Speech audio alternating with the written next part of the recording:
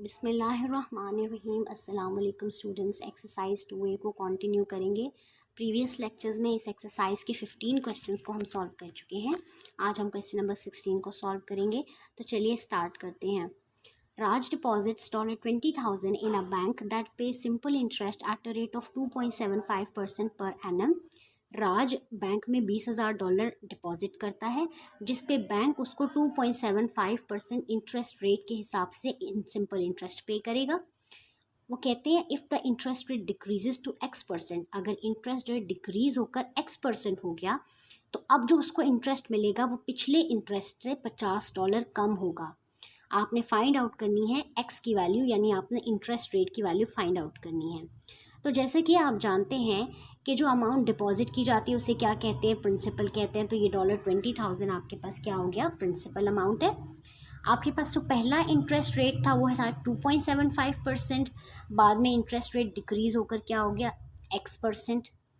अब एक चीज़ याद रखिएगा कि इस सवाल में आपको कहा है इंटरेस्ट रेट के डिक्रीज होने से जो पिछले इंटरेस्ट से अगला इंटरेस्ट क्या हो जाएगा, माइनस। इसको मैं यहाँ लिख के समझाती हूँ तो आपको क्लियर हो जाएगा। पहला जो इंटरेस्ट रेट है वो है 2.75%। अब इसके ऊपर भी तो उसको इंटरेस्ट मिलेगा, सिंपल इंटरेस्ट, लेकिन वो क्या है ये हमें नहीं पता। अब वो कहते हैं इस इंटरेस्ट रेट से इंटरेस्ट रेट डिक्रीज होकर कितना हो गया, x% हो गया। अब इस x% पे, यानी जब इंटरेस्ट रेट डिक्रीज हुआ, x% हुआ, तो जो इंटरेस्ट अब उसको मिल रहा है वो इस इंटरेस्ट से $50 कम मिलेगा।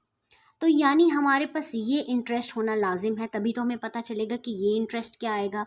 तो पहले हम इस इंटरेस्ट को कैलकुलेट कर लेते हैं। तो चलिए सोल्यूशन की तरफ। प्रिंसिपल आपको गिवन है $20,000, इंटरेस्ट रेट की वैल्यू है 2.75%। आर न्यू यानी इंटरेस्ट रेट जो डिक्रीज हुआ था, तो नया इंटरेस्ट रेट क्या है, x% है, इसको हमने फाइंड आउट करना है। यहाँ पे मैं एक इम्पॉर्टेंट लाइन लिख लेती हूँ कि उन्होंने क्या कहा था सवाल में, कि जो इंटरेस्ट है x% पे वो $50 पिछले इंटरेस्ट यानी 2.75% इंटरेस्ट रेट वाले इंटरेस्ट से क्या होगा, कम होगा। तो हम पहले निकाल लेते हैं इंटरेस्ट एट 2.75%, यानी इस रेट के ऊपर 2.75% रेट के ऊपर हमें इंटरेस्ट को कैलकुलेट करना होगा। तो इस सवाल में सिंपल इंटरेस्ट की बात की है तो हम सिंपल इंटरेस्ट का फॉर्मूला यूज़ करेंगे। सिंपल इंटरेस्ट का फॉर्मूला आप जानते हैं क्या होता है, I = P × R/100 × T। अब आप इसमें वैल्यूज पुट करते हैं। P की वैल्यू है 20,000, R की वैल्यू है 2.75 / 100। टाइम इसमें आपको नहीं बताया कि राज जो है कितने अरसे के लिए बैंक में पैसे डिपॉजिट कर रहा है, तो जस्ट आप 1 ईयर ही इसका टाइम पीरियड लिख देंगे। अब इस सवाल में पहले आपने 2.75 को 100 से डिवाइड करना है, तो ये आ जाएगा 0.0275। फिर उसको आप 20,000 से मल्टीप्लाई करेंगे तो आपके पास इंटरेस्ट की वैल्यू आ जाएगी $550।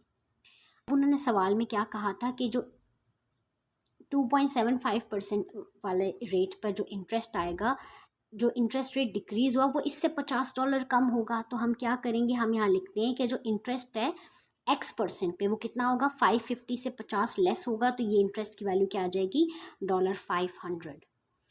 अब इंटरेस्ट की वैल्यू आ गई, हमने सवाल में कैलकुलेट क्या करना है, इंटरेस्ट रेट को कैलकुलेट करना है। तो इंटरेस्ट है हमारे पास, प्रिंसिपल भी है, फॉर्मूला हम दोबारा प्रिंसिपल इंटरेस्ट का यूज़ करेंगे और इसके अंदर वैल्यूज़ पुट करेंगे तो हमारे पास इंटरेस्ट रेट की वैल्यू भी आ जाएगी। P × R/100 × T interest rate का फॉर्मूला है। वैल्यूज़ पुट करेंगे, I की वैल्यू आ गई है 500, तो हम यहाँ 500 पुट करते हैं। P की वैल्यू है 20,000 × R, यहाँ पे X है तो ये ट्रिपल X नहीं है, ये है 2 मल्टीप्लाई के साइन, और R की वैल्यू है X × टाइम की वैल्यू है 1। अब आपने क्या किया, यहाँ पे 2000 मल्टीप्लाई हो रहा है, x के साथ दूसरी साइड पे जाएगा तो डिवाइड हो जाएगा, 500 / 20,000, तो x की वैल्यू आ जाएगी 0.025। अब आप जानते हैं x क्या है, ये है इंटरेस्ट रेट है। तो इंटरेस्ट रेट तो परसेंटेज में होता है, तो किसी भी वैल्यू को परसेंटेज में चेंज करने के लिए आप मल्टीप्लाई बाय 100 करते हैं। तो हम इसको मल्टीप्लाई बाय 100 करेंगे तो x की वैल्यू आपके पास आ जाएगी 25%। आई होप कि आपको ये क्वेश्चन क्लियर होगा। अब हम नेक्स्ट क्वेश्चन की तरफ चलते हैं। क्वेश्चन नंबर 17 को देखिए क्या कहता है। रू फंग deposited $15,000 in an account that pays 5.68% compound interest per year।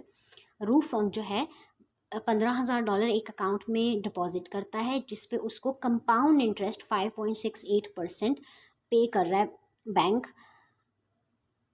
आपको वो कह रहे हैं find the total amount in the account. आपने अमाउंट फाइंड आउट करनी है टोटल जो उसके अकाउंट में होगी आफ्टर 6 ईयर्स, 6 साल के बाद। तो जो अमाउंट डिपॉजिट की जाती है मैं फिर से आपको बता दूं कि वो क्या कहलाती है, प्रिंसिपल कहलाती है। तो ये 15,000 आपका क्या हो गया, प्रिंसिपल।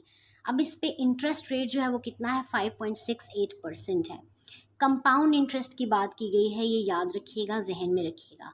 जो टोटल टाइम है वो कितना है, 6 ईयर्स। सवाल में आपके 2 पार्ट्स हैं। एक तो आपने कैलकुलेट करनी है अमाउंट तब जब इंटरेस्ट मंथली कंपाउंडेड हो, और दूसरी आपने कैलकुलेट करनी है टोटल अमाउंट जब इंटरेस्ट को हाफ ईयरली कंपाउंड किया जाए। ठीक है, तो पहले हम पहले पार्ट को सॉल्व करते हैं। आप लिख लेंगे जो वैल्यूज़ आपको गिवन है। Principal is 15,000। इंटरेस्ट रेट की वैल्यू, सॉरी मैंने यहाँ ये आई लिखा है, इसको आप आर लिखिएगा। इंटरेस्ट रेट को हम आर से रिप्रेजेंट करते हैं। 5.68% है, तो यहीं पे हम इसको चेंज कर लेते हैं डेसिमल में। परसेंट को चेंज करने के लिए डेसिमल में हम 100 से डिवाइड करते हैं। तो जब हमने 100 से डिवाइड किया तो ये आ गया 0.0568। अब टाइम आप जानते हैं सवाल में आपको 6 ईयर्स का गिवन है। आपने अमाउंट कैलकुलेट करनी है, तो कंपाउंड इंटरेस्ट में जो अमाउंट होती है उसको कैलकुलेट करने का फॉर्मूला होता है P × 1+R/n power NT। Sorry मैंने यहाँ पावर नहीं लिखी है, मैं इसको पावर लिख लेती हूँ।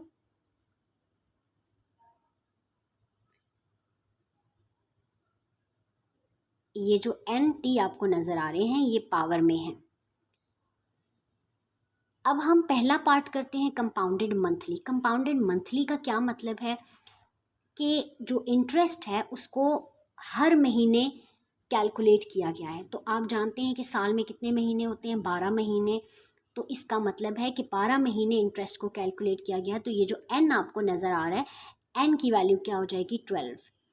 ये अगर आप इसे डिटेल में समझना चाहते हैं तो मैं प्रीवियस लेक्चर में इसको डिटेल्स में एक्सप्लेन कर चुकी हूँ। आप उस लेक्चर को देख सकते हैं और इसका कॉन्सेप्ट क्लियर कर सकते हैं। चलिए अब वैल्यूज़ पुट करते हैं सवाल में। अमाउंट आपने कैलकुलेट करनी है।